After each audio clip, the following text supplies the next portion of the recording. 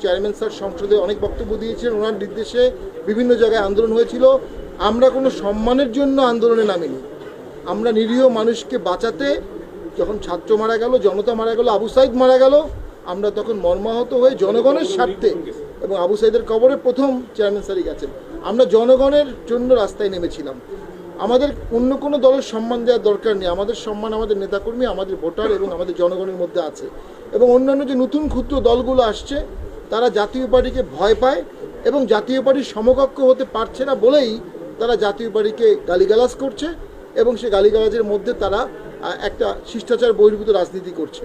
তো আমি তাদেরকে আহ্বান করব, গঠনমূলক রাজনীতি করুক, জাতীয় পার্টির প্রতি তাদের কোনো ঘৃণা থাকার কোনো যৌক্তিক কারণ নাই।